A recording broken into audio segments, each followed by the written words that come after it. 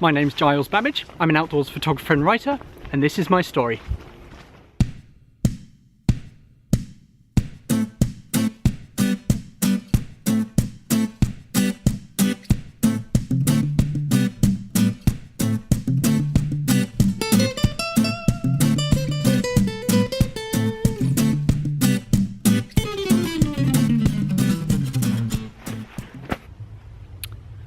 So, as far as I'm aware, there is no history of photography within our family. No photographers, no high street photographers, no recognised photographers as such.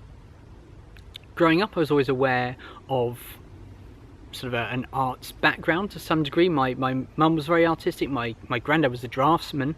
He designed booster rockets and missiles and all this sort of thing. Far too clever. I could never comprehend his notebooks. He would show me his little notebooks that he kept, and it had all this these formulae for underwater turbine units and all this sort of thing, and I could just never understand it.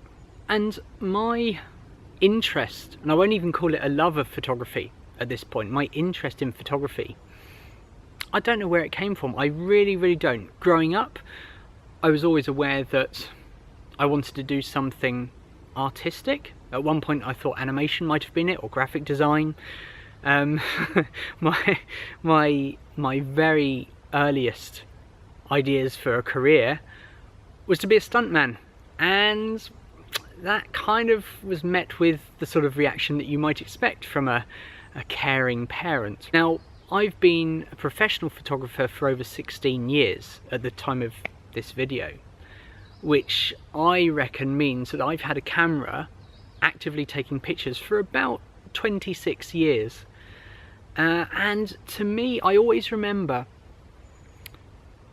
I didn't know what one type of camera was. I didn't know what an SLR camera was. I didn't know what a sort of a point and shoot camera was.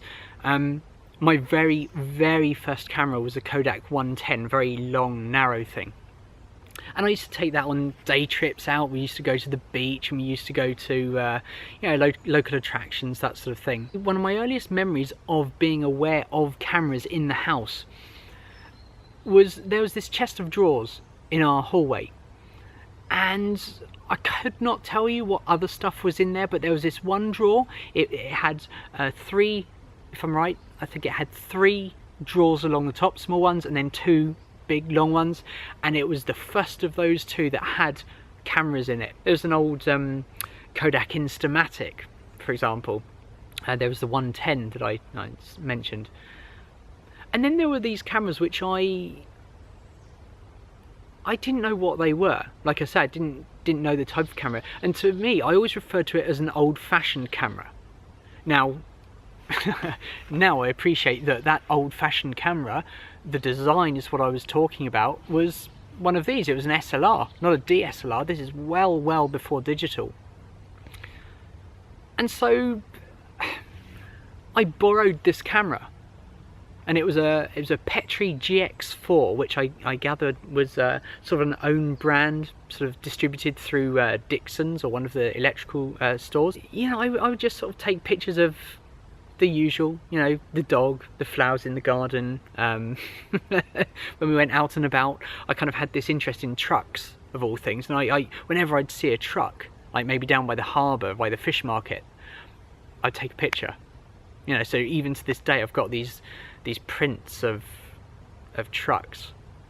But then I took more of an interest, and I decided that I was going to maybe try and join a club or something. So there was an after school club, photography club, and it involved darkroom printing, which to me was fantastic. I had no experience of this. So we'd shoot black and white film because it's cheap, it's relatively speaking, it's easy to process, easy to develop, and then we'd print the pictures. And I still have 2, I don't know where the negatives are, but I have 2 prints to this day. I don't know where they are, but I know I've got them. And they were just taken around the school grounds. You know, that kind of was the earliest seed of kind of thinking, well, it's a process, it's a working process. So then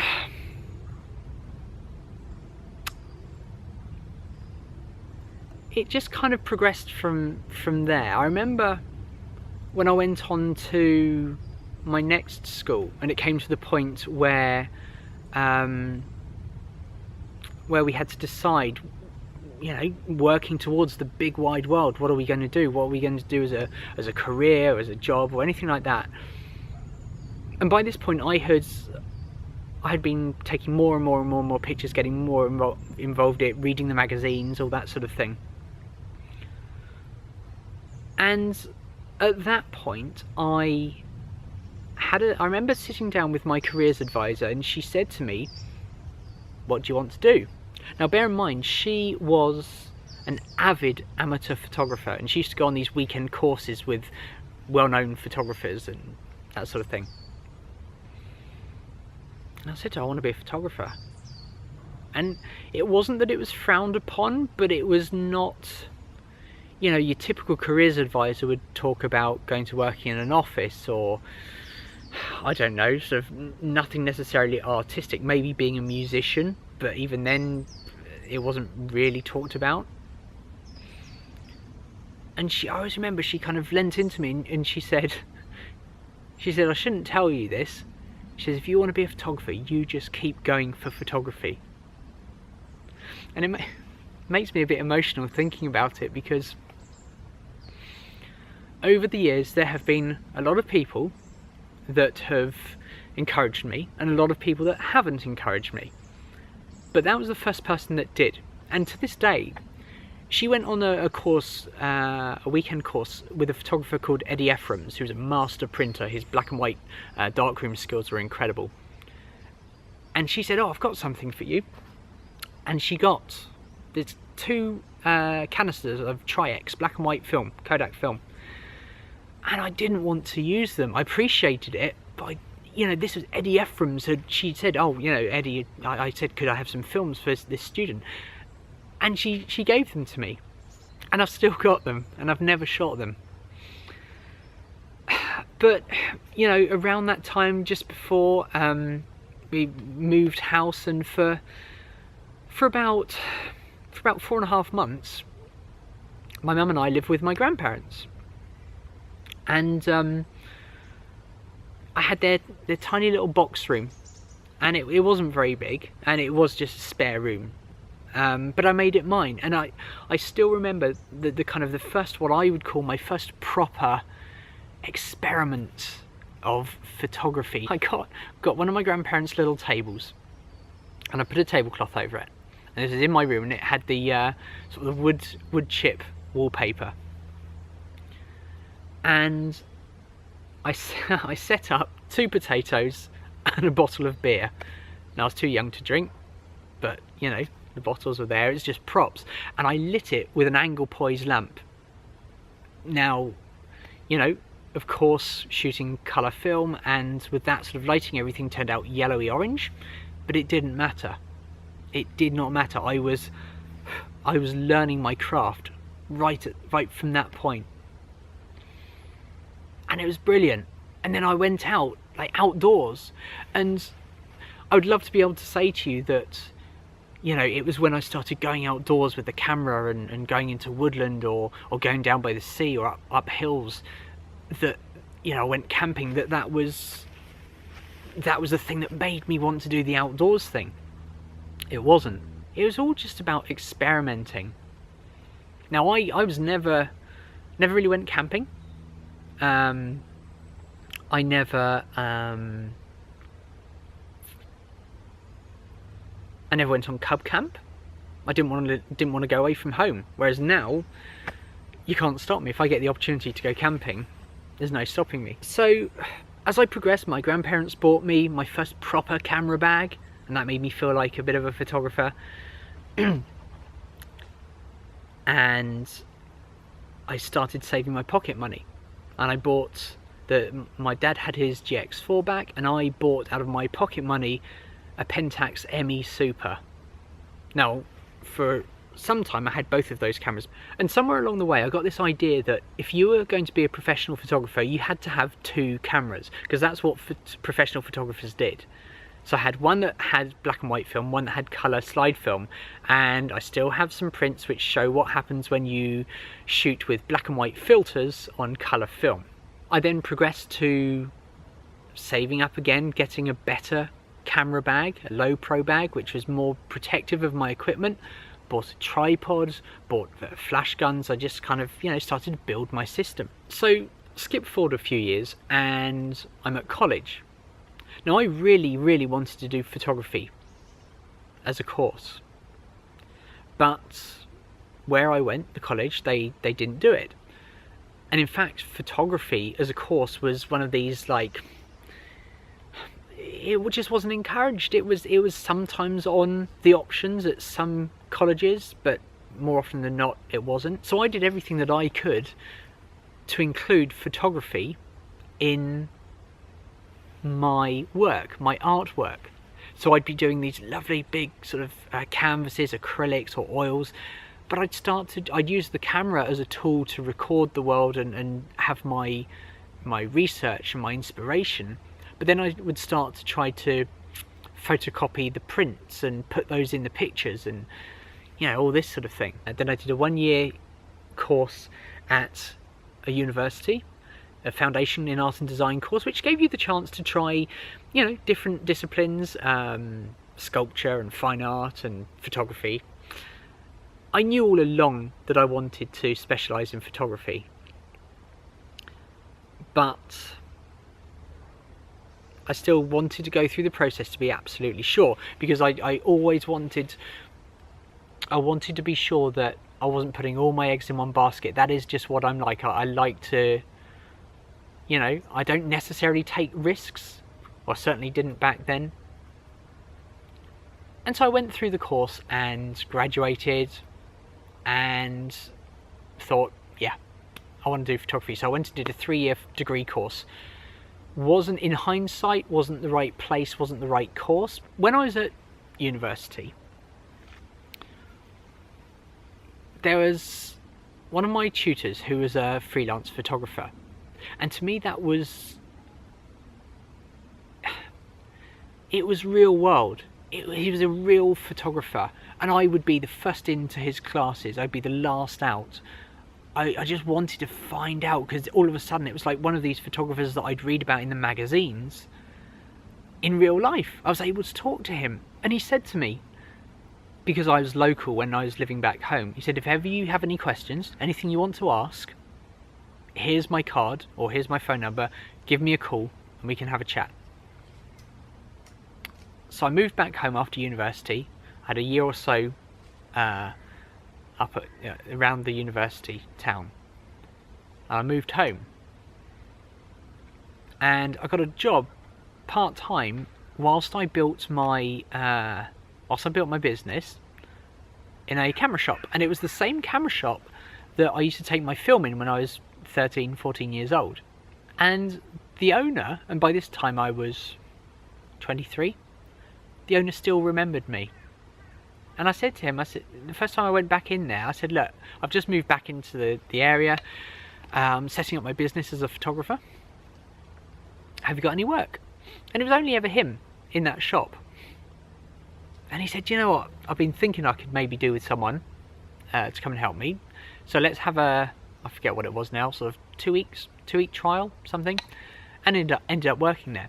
And I actually stopped working there because of 2 factors. One, he was going to be retiring, and he actually offered me the shop. Did I want to take the shop on? And I had no business knowledge. I had no funds behind me to run a shop, so I said no to the opportunity ultimately. But I did make it very clear to him when I started in that shop. I said to him, look, I'm just setting out, I'm building my business as a photographer. And I said to him, you know how competitive it is to start up in photography and to sustain your career as a photographer. I said, I'm not going to let you down, but if a job comes my way, I'll give you notice, but I might have to take the morning off. I said, if that's a problem, let me know now, and then, we'll decide what we're going to do. Anyway, he was okay with it. So just before he was coming up to thinking about retiring, I hadn't worked in there for, you know, a little while. I still put, you know, showed my face, but I was taking on more and more work. And ultimately, that was that. He retired. I was too busy to commit to the hours that he would like me to do, because he wanted more and more time off as well. And I'd go to the shop in the mornings, I'd work the full day, and in the evenings I'd come in, I'd watch a bit of TV with my dinner, and then I would go into my room, which by that point I'd basically turned into an office, because I was doing 18-hour days, all things considered.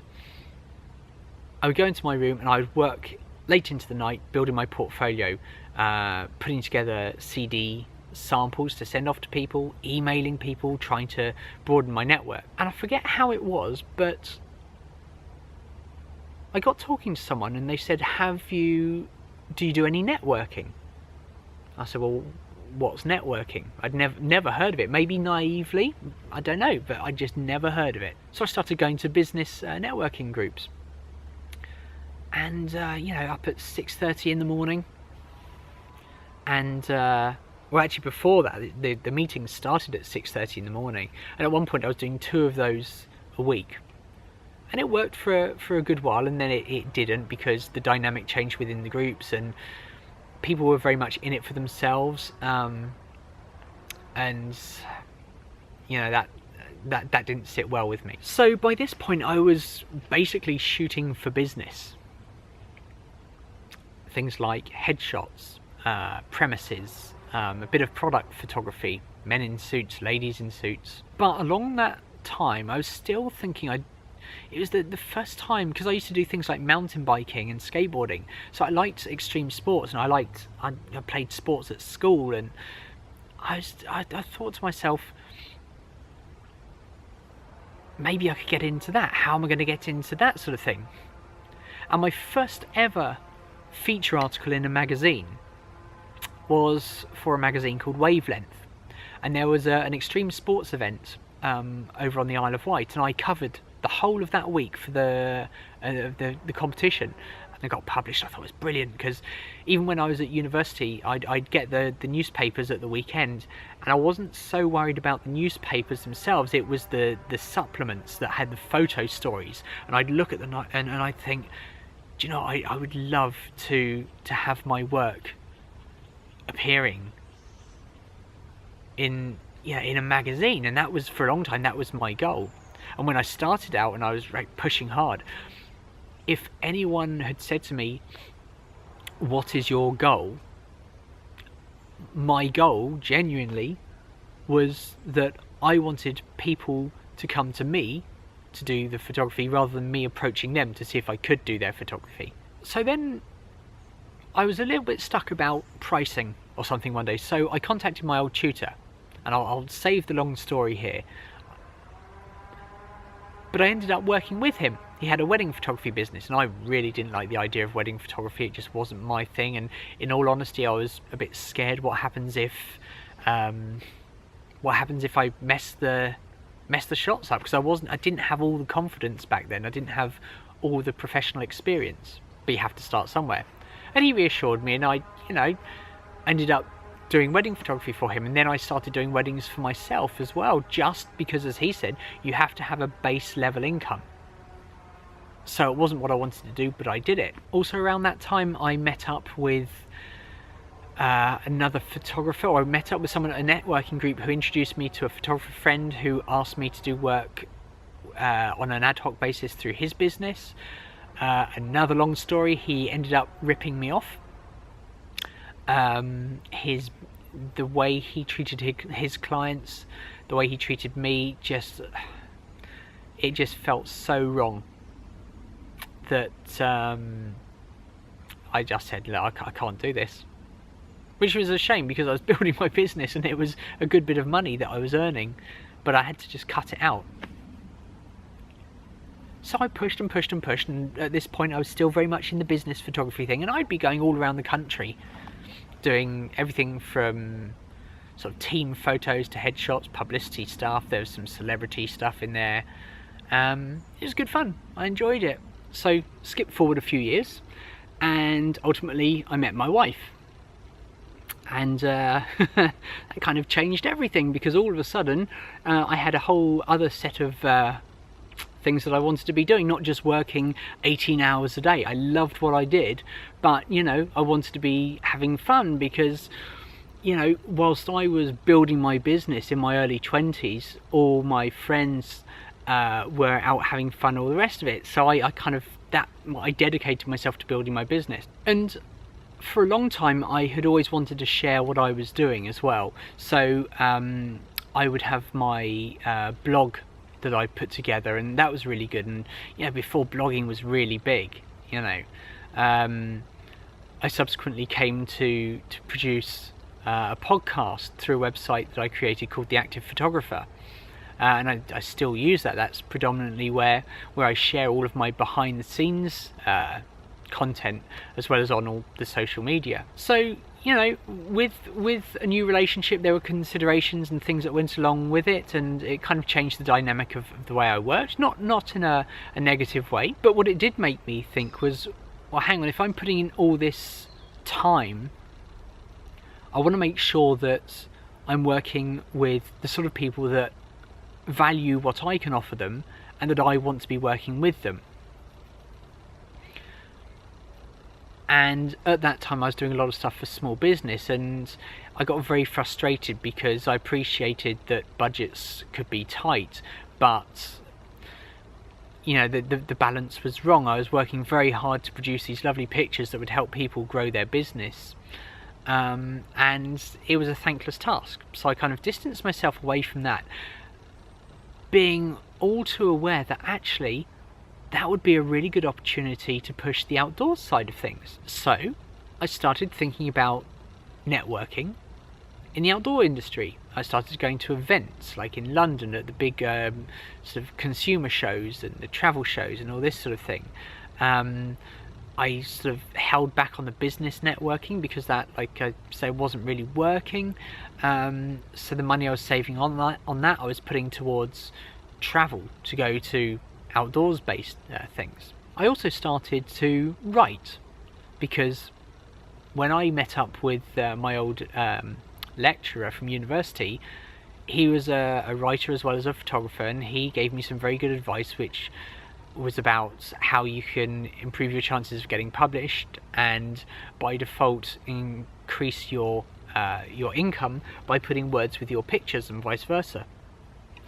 So I started writing, and it actually worked very well, because there was a time where I couldn't commit so much to the photography because for one reason or another, I couldn't be sure that I wouldn't let the client down at the very last minute. So I started doing the writing more and more and more, which was much more flexible. It allowed me to fit it in if there were disruptions or things changed at last minute. I could just pick it up and carry on. But then, of course, what happens there, if you're not careful, you lose the balance. And that's what did happen. I started to lose the balance, and as a photographer, whilst my reputation and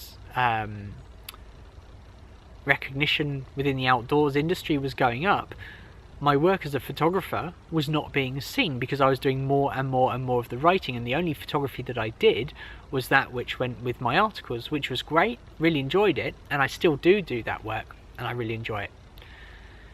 And you know, around one point there was a lot of stuff going on outside of work that really started to get to me. It started to affect my confidence. It started to affect my business by default, and it was just the influence of certain people. And I got so deep into it that I felt this pressure pushing and pushing and pushing against me, and it felt like normal. It felt like that was just how things were, and I very nearly lost my business because I listened to other people. And this was the business that I had worked so very hard to build up with no experience. I set up with a couple of credit cards and a personal account, or a credit card and a personal account. I put myself out there, I did the long hours, and to think that it was just down to someone having their influence, it was too much. It was too much.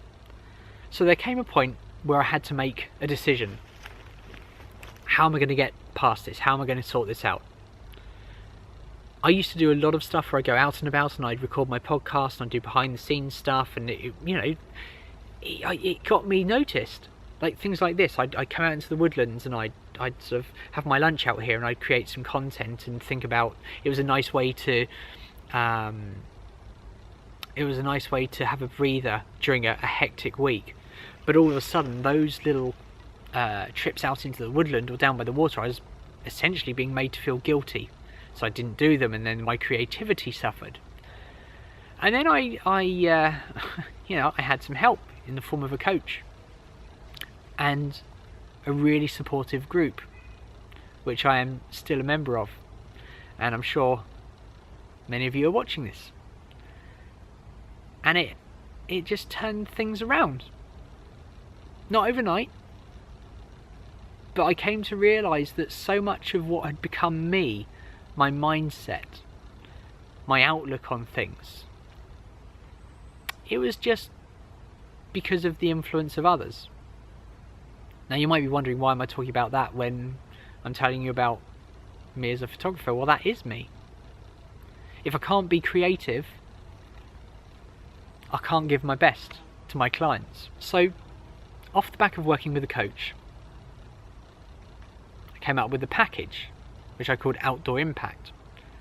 Very simply structured package aimed at outdoor brands, focusing on their marketing photography, the skill that I had built up for so long, knowing how to work with brands and people and getting messages across there. It made me realise that I wanted to be, or I was, a storyteller. And I never actually labelled it as such. But that's what I'd been doing for all those years. And the moment I became aware of that and I had that clarity, I was able to push it. And one of the things that I had to do was to work on my creativity. My creativity was just sucked out of me. Just like worrying too much about what other people wanted me to do, wanted me to be, thought of me. There's no way to be. So that sort of brings me up to the present.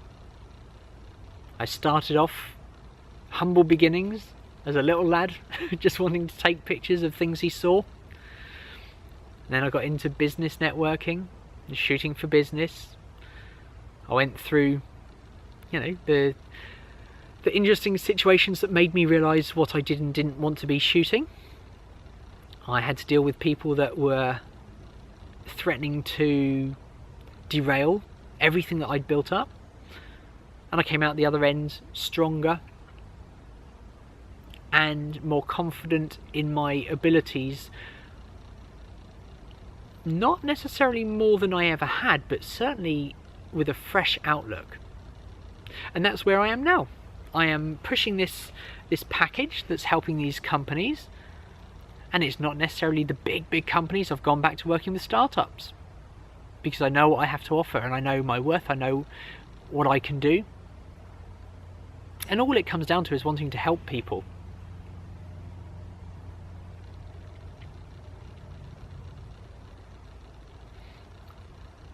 So to this point, you could say that I'm 26 years in the making with a camera in my hand.